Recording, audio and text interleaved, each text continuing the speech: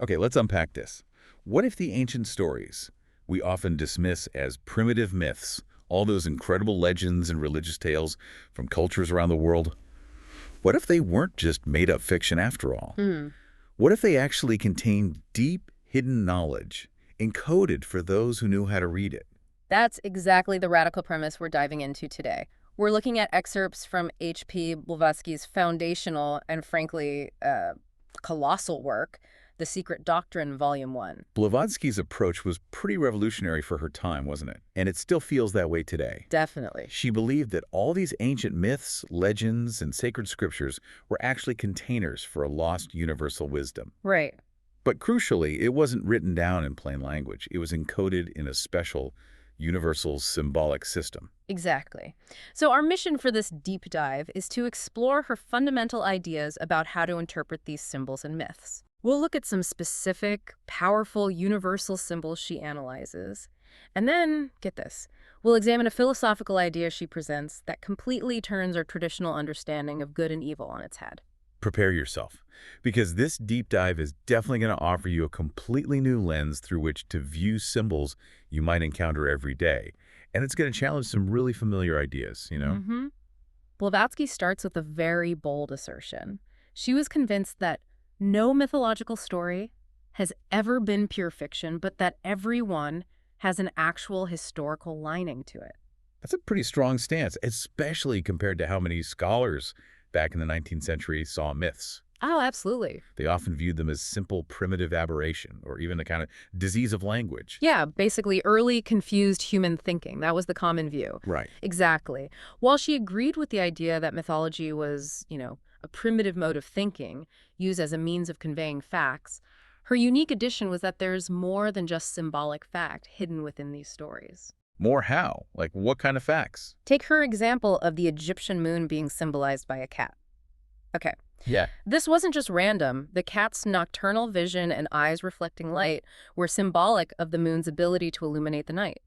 It conveyed a natural fact. Okay, makes sense. Like an allegory for nature. But under certain allegories, particularly those from India, she saw not just symbolic facts about nature, but actual history and real actual events concealed. The history. Like real forgotten history. So for her, these weren't just nature myths. They were deliberate records potentially hiding knowledge of incredibly ancient, maybe even advanced historical happenings or civilizations, lost knowledge. Wow. Okay. Precisely. And to access these hidden records, Blavatsky argues you need a specific way to read them.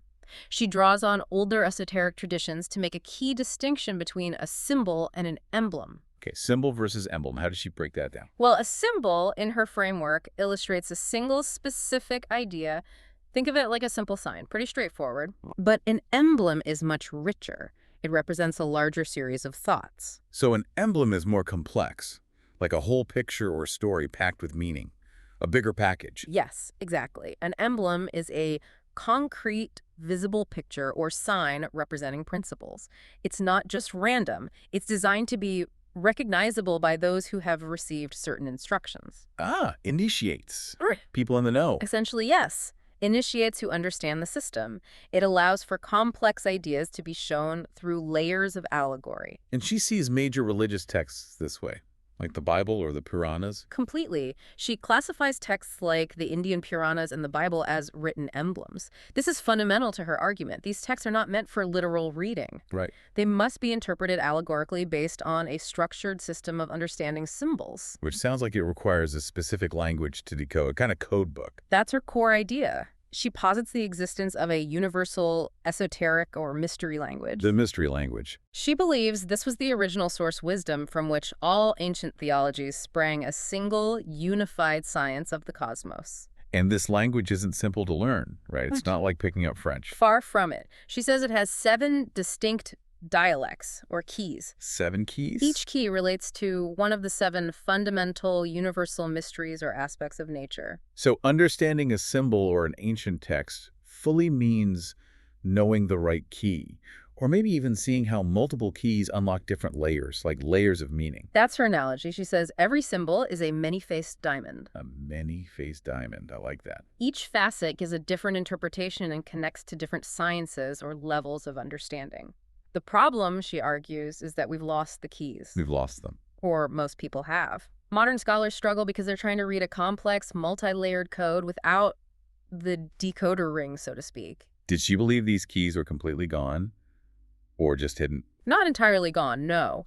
She suggests that ancient centers like Egypt and Chaldea lost many of these keys over time, which led to misunderstandings. Okay. But she claims that India is unique in that adepts there still preserve knowledge of all 7 keys. All 7. Still. That's the claim. And without them. What happens if you try to read these texts without the keys? Without the keys, you're left with what she calls bed letter readings. Bed letter. You take the text literally, superficially, which she argues leads to false theologies and gross misunderstandings compared to the original profound meaning. This view on sacred texts like the Bible, that they must be read symbolically, that's pretty explosive, isn't it? Oh, yeah. What does she say happens if you do read them literally? She is incredibly blunt about this. She argues that accepting the dead letter of the Bible literally is a grosser error and superstition than even the practices often labeled as primitive idolatry. It misses the entire point. Wow, that's a strong claim. So what would the impact be, according to her, if these texts were read using these keys, if we rediscovered them? She believed it would be utterly transformative. Revolutionary, really. How so? Using the keys would kill the dead letter, as she put it, by revealing the original profound meaning behind the dogmas. Well, yeah.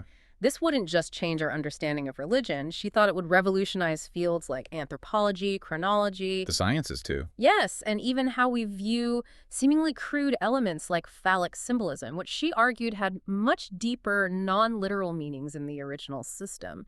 A spiritual meaning, often. So she saw the Bible symbolism as connected to other traditions, not unique. Absolutely. She connects its hidden system directly to Indian, Chaldean, and Egyptian symbolism. It's all part of that universal language. She even suggests that figures like Ezra, after the Babylonian exile, remodeled the Mosaic books, potentially introducing cruder, more literal elements. Oh, interesting. And contributing to the degradation of the original pure symbolism over time. This perspective suggests the texts we read today might be significantly altered versions of their original esoteric forms. Okay, that framework for reading myths and scriptures symbolically is fascinating. Let's put it to work. Right. Let's dive into some of the core universal symbols she analyzes and see what they reveal when viewed through this symbolic lens. Here's where it gets really interesting. Okay. A symbol she finds truly universal and packed with meaning is the mundane egg. The world egg concept. Like in creation stories everywhere. I've heard of that. Exactly. It pops up in creation myths across Greek, Syrian, Persian, Egyptian, and Hindu traditions. It's incredibly widespread. So what did it mean to her? For Blavatsky, it's not just a story about an egg. It symbolizes the origin and secret of being, representing the universe emerging from a unified, latent source. Like potential energy before it becomes manifest. Precisely. The very beginning. How did cultures depict it? Was it always the same?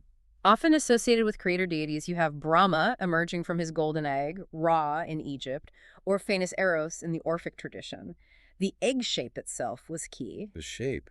She saw its oviform shape, representing the spherical universe, or Earth, as potential evidence that ancient cultures knew the Earth was round, long before this was accepted in the West. Really, ancient knowledge of sphericity hidden in the egg symbol. That's her interpretation. And it also relates to rebirth, doesn't it? The egg? Yes, absolutely. Right. It's a powerful symbol of rebirth and immortality. Like Easter eggs, almost. Sort of, but deeper.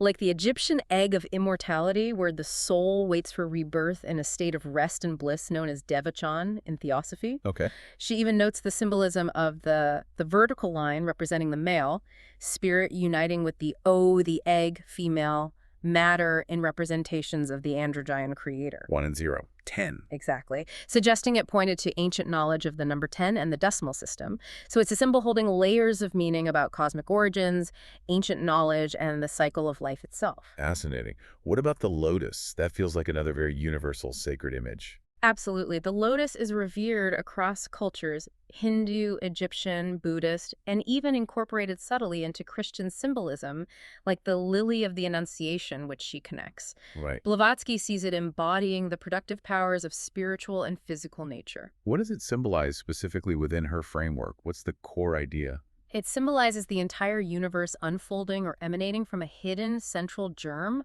much like the lotus emerges from water, rooted unseen below the surface. Okay. Think of the Hindu image of Brahma, born on a lotus growing from Vishnu's navel, or the lotus representing the central spiritual sun. So it connects the hidden and the visible. Yes, and it has a dual nature, the fire or spirit principle that makes it grow, and the water or matter principle it grows from. It's the interplay of these that creates form, spirit, and matter. And it's often seen as a feminine symbol. Yes. Yes. It's strongly associated with the feminine principle and what she calls primordial substance, the basic, undifferentiated stuff of reality from which everything is formed. Like the cosmic womb. In a sense, yes. It's linked to deities like Lakshmi, Maya, and yes, even Mary in Christian art.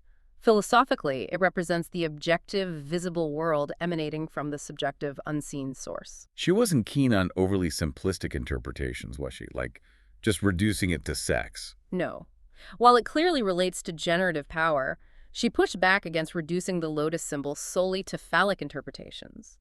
She found it paradoxical that Western theology would demonize natural generative processes while sometimes using the organs involved as divine symbols, often unknowingly. Okay, from the plant world to the celestial, the moon. What does she say about the moon? Ah, the moon. Blavatsky describes it as the most poetical, as also the most philosophical symbol, really significant. More than the sun. In a specific way, yes.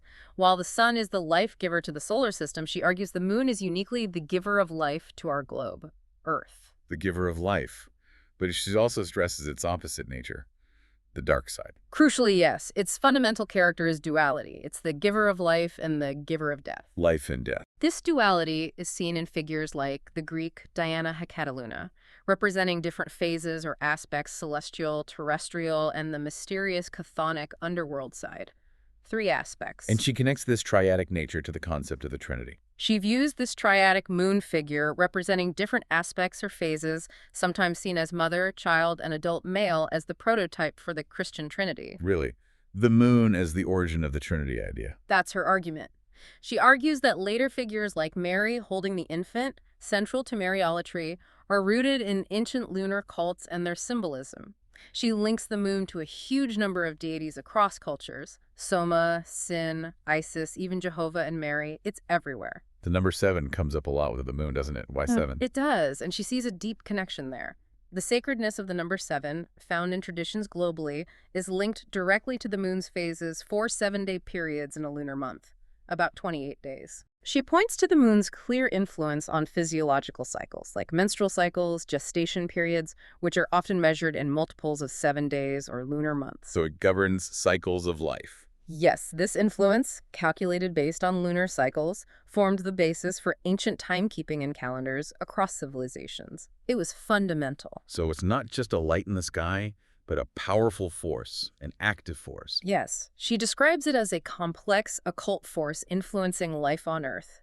Deeply influential. Occult force. She even mentions Enki beliefs that the Atlanteans, an ancient race in theosophical teachings, might have misused lunar forces, which she suggests contributed to the later historical division into solar and lunar cults. Misused them. Possibly for sorcery, yes. Yeah. For her, ignoring this complex, multifaceted nature of the moon's symbolism led to grossest superstition and misinterpretations, missing its profound power. Okay, let's look at some symbols often seen very differently, especially in the West. The serpent, the dragon, and the crocodile. We usually see them as symbols of evil, right? Exactly. And for Blavatsky, this is a prime example of how losing the esoteric keys distorted ancient wisdom. A major distortion. How so? What were they originally? In their most ancient form, the serpent and dragon primarily embodied wisdom and rejuvenation, symbolized by the serpent shedding its skin. Renewal. Wisdom, not temptation. Wisdom. Serpent and dragon were even titles given to highly initiated adepts, the wise ones. They were linked to the tree of life, too. Yes, she says they are almost indissolubly connected. Initially, the serpent and dragon were pure symbols of immortal being and the logos, the divine creative principle. Pure wisdom. So what happened? How did they become evil? The degradation happened, she argues, when the tree touched the terrestrial mud. Meaning when the symbolism was dragged down and associated only with the material world, with physical generation, losing its higher spiritual meaning, it got literalized and debased. What about the multi-headed dragons we see in myths? Like 7-headed ones? Those are also universal and symbolize the 7 principles in nature and humanity. Think of the 7 chakras or the 7 planes of existence. 7 again. Exactly. Think of the 7-headed Ananta in Hindu mythology, or the 7 stars of the Great Bear, the Septarshis, which represent astronomical septary divisions used in ancient celestial heptanomis, or astronomical systems. It's cosmic structure. And the crocodile, where does that fit? That's essentially the Egyptian dragon. It was also a dual symbol representing heaven and earth, sun and moon, reflecting its nature as an animal that moves between water and land. Amphibious. So the idea of the serpent as purely evil is a later invention, a misunderstanding. Absolutely, in her view. She sees the Christian demonization of the serpent as a direct consequence of losing the original esoteric keys, transforming a symbol of divine wisdom and initiation into the ultimate representation of evil. Wow. She points out that even groups like the Gnostics retained the idea of a dual logos, sometimes represented as a good serpent and a bad serpent, reflecting this fundamental duality that got lost later on. Okay, this is leading somewhere big, I feel. All these layers of symbolic meaning, this universal language requiring specific keys, it all culminates in a profound philosophical concept that runs through the Secret Doctrine, a really core idea. Demon as Deus inversus. I saw that in the outline. Exactly. Demon as Deus inversus, meaning the devil is God inverted, or maybe better, the adversary is divinity reversed. That's a pretty jarring idea for many traditions. What does it actually mean in her framework? It's fundamental. It means that good and evil are not independent, opposing forces locked in eternal combat. That's the key point. They aren't separate. Instead, they're necessary dualistic aspects of the one ultimate unmanifest reality, which she calls the absolute. 2 sides of the same coin, essentially. So evil isn't something separate from or opposed to the divine source. It comes from the same place. Not at the highest level, no. She states emphatically there is no malum in se, no evil existing purely for its own sake, no intrinsic evil. So what is it then? What we call evil? What we perceive as evil is simply an antagonizing blind force. It's reaction, opposition, and contrast. Necessary friction, almost. It sounds almost like a necessary part of existence, like you need it for things to happen. Exactly. She uses the analogy of light and shadow. Evil is the shadow of light, without which light could have no existence, even in our perceptions. You need the contrast. Right. On the planes of manifestation, the worlds we experience, good and evil, are constantly equilibrating each other. There couldn't be life as we know it without death. Balance. And how does she see the concept of a personal devil, like Satan, fitting into this, if there's no intrinsic evil? Blavatsky views the idea of a personal, absolute Satan as a later, almost theological necessity. A construct. A necessity, why? Well, once the concept of a single personal, all-good, omnipotent God was established, theologians needed a scapegoat, right? To explain bad things. Exactly. To explain suffering, injustice, and the negative aspects of reality that couldn't easily be attributed to an all-perfect deity. She argues this concept arose from abandoning a philosophical and logical pantheism, a view where the divine permeates everything and inherently contains both polarities, both light and shadow. So the idea of a personal devil came about because we moved away from pantheism. That's her argument. It simplified things, perhaps, but lost the philosophical depth. She sees echoes of this duality even in scriptures that seem to present an external devil. Yes, she interprets stories like Jehovah or Satan tempting David or the symbolism of the fiery versus the brazen serpent in the wilderness as distorted reflections of this more fundamental, inherent dual force within divinity itself. She also points to examples in the Puranas where beings called demons or asuras aren't inherently evil but are depicted as pious. Their demonic status stemming from opposition to established clericalism or just the working out of karma, not absolute intrinsic badness. It's about their role or state, not fundamental evil. So even the idea of the fall of humanity or angels wouldn't be a sin in this view. Yeah. Like the Garden of Eden story. Not a sin in the way it's traditionally understood. No, she reinterprets it as an evolutionary imperative. Evolutionary. Driven by the desire to learn and acquire knowledge, to know no W.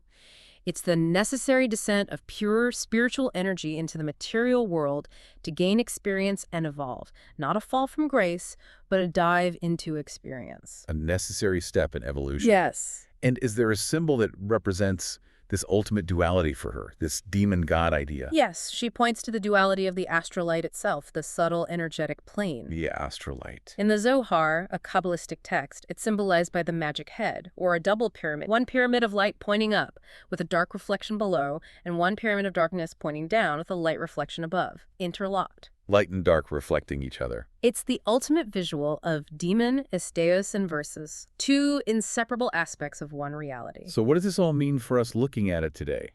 Taking this all in. Well, Blavatsky's framework fundamentally challenges traditional Western views of morality and divinity. It really does. How so? It proposes that what we label evil isn't an independent enemy to be conquered, but an intrinsic, necessary pole of manifestation, essential for balance, contrast, and ultimately for evolution itself. So it's part of the system, not an error in it. Exactly.